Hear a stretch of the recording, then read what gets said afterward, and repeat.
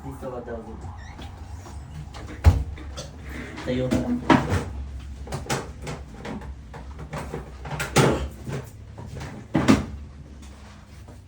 Tapos tayo ka.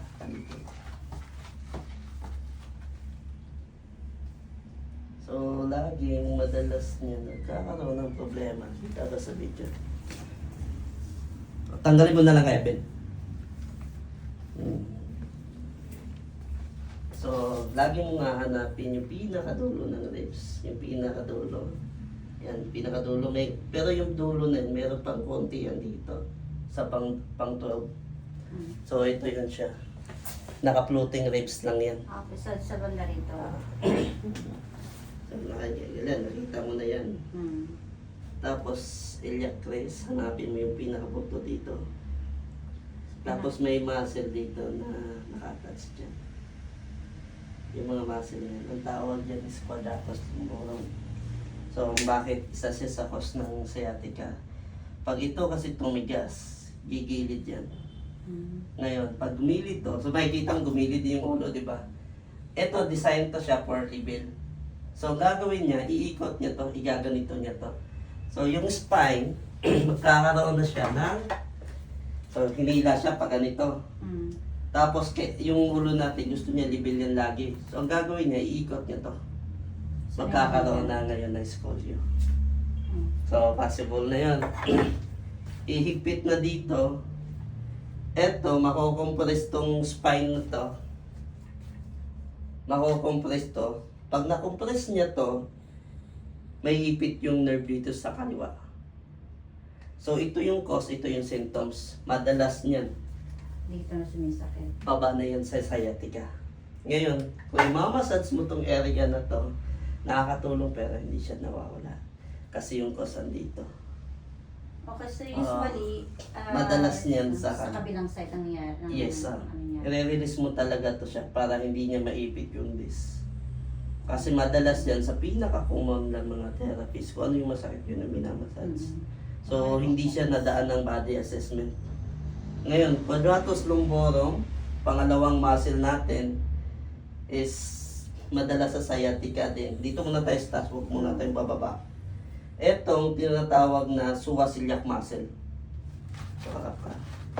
So, sa likod ng spine, meron dyan nakababa dyan, papunta dito sa may singit. So, yun yung hips flexor ng mga muscle, so psoas-iliac. Pero galing yan siya dito sa harap.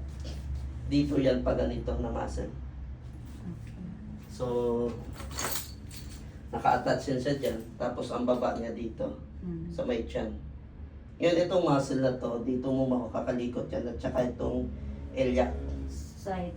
O, nandito yan siya, papunta din dito. So, iliac pa ganito yan siya. Papunta dito. Yan, yun yung mga hip flexor na muscle. Siya yung umaangat dito. Pag tumigas yan, magkakaroon ng problema sa singit. Pag tumigas din ito siya, may mga time na pag galing mong upo, pag tayo, sakit, parang may pumitik. Yun yung mga muscle na involved na yan. So, may mga time na dinidinan to, kinakalikot to, kinukuha dito sa pinakailalim. Parang i-relax Yun yung ituturo namin sa inyo. Mamaya yung mga technique din kasi bibihira lang ilan lang yung nakakalam din na. So, hindi naiintindihan ng ibang therapist yun. So, psoas-iliac muscle, quadratus lumborum, psoas-iliac muscle. Multifidus, ito ang erector spine, pwede basic na to sa inyo kasi lagi nyo to namamassage to. Pero isa din siya sa mga cause. Tapos, meron ditong piriformis muscle. Ito na yun. Yung muscle na yan. Diyan kasi, dito kasi, paglabas, diyan dumadaan yung sciatica pababa. Nandito. So, pag tumigas to, pero bakit nga ba tumitigas to pag nakaupo? Ano yung cause niya usually, di ba, more on sitting? Yeah, kasi ito siya, habang tumatagal, nag-i-stretch to.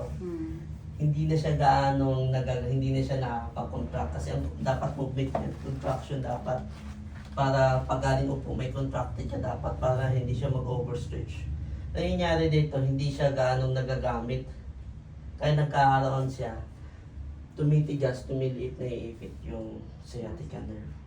So ngayon, ingat kayo. Dapat kasi para maiwasan yung pananakit sa likod, dapat itong gluteus maximus na to.